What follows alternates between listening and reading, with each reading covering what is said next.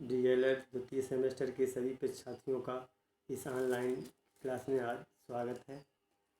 बच्चों, कल हम लोगों ने जो द्वितीय प्रश्न पत्र है प्रारंभिक शिक्षा के नवीन प्रयास, उसके तृतीय खंड में जो विभिन्न परियोजनाएं और योजनाएं दी गई हैं उन पर चर्चा की थी।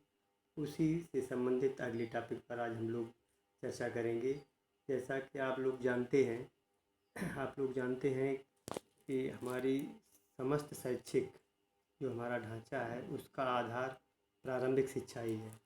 इसीलिए को ध्यान में रखते हुए भारत सरकार तथा उत्तर प्रदेश सरकार ने संयुक्त रूप से उसको सुदृढ़ बनाने के लिए कई कार्यक्रम और परियोजनाएं चलाई, जिनमें हमने कल आपसे ऑपरेशन ब्लैक बोर्ड की चर्चा की थी। आज हम लोग जो सेवारत अध्यापकों का विस्तृत अभिविन्यास कार्यक्रम, जिसको हम संक्षेप में पीमोस्ट कहते हैं, इसके बारे में अध्ययन करेंगे। इसमें मुख्य रूप से हमको ये समझना है इस पीमोस्ट का पूरा नाम क्या है। पीमोस्ट का पूरा नाम programme of mass orientation for school teacher है, तथा इसमें हम ये भी अध्ययन करना है कि कार्यक्रम का उद्देश्य क्या था, और इसके अलावा पीमोस्ट कार्यक्रम किस सन में प्रारंभ हुआ और किसके द्वारा ये प्रारंभ किया गया, और पीमोस्ट कार्यक्रम किन अध्यापकों के लिए था। इन बिंदुओं पर आज हम लोग चर्चा करेंगे।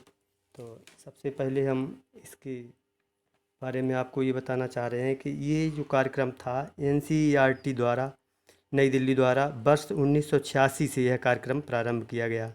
राष्ट्रीय शिक्षा नीति 1986 की मूल संस्थितियों से अवगत कराना इस कार्यक्रम का मुख्य उद्देश्य है।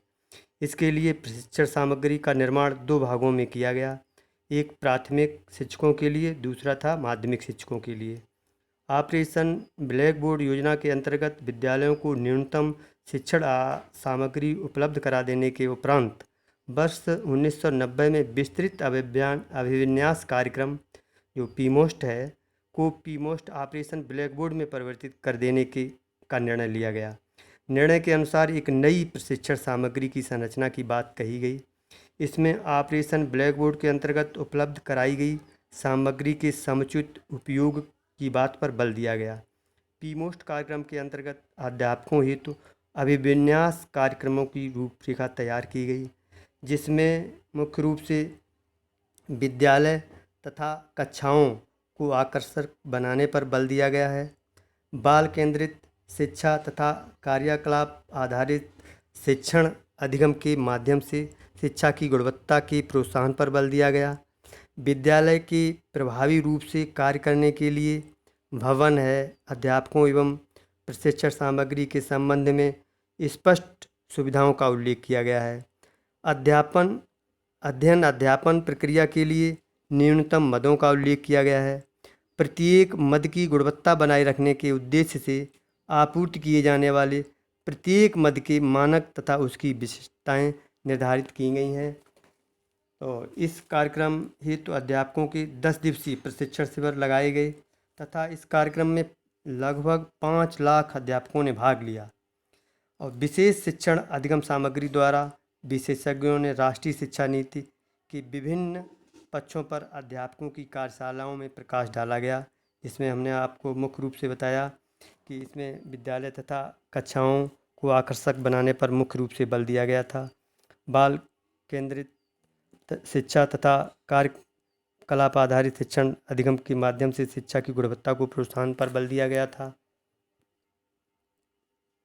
तो इस प्रकार हमको इस परियोजना में यही समझना है कि ये परियोजना पीमोस्ट जो संक्षेप में जिसका नाम है, इसका पूरा नाम क्या है, ये हमें ध्यान रखना है। इसका पूरा नाम programme of mass orientation for school teacher है। और ये किस सन में प्रारंभ किया गया? पीमोस्ट सन 1986 में NCERT नई दिल्ली द्वारा प्रारंभ किया हुआ कार्यक्रम है। और इसमें पीमोस्ट कार्यक्रम किन अध्यापकों के लिए है, तो अगर क्वेश्चन आता है पीमोस्ट कार्यक्रम किन अध्यापकों के लिए है, तो इसमें हमें लिखना है कि पीमोस्ट कार्यक्रम प्राथमिक एवं माध्यमिक स्तर के शिक्षकों के लिए है।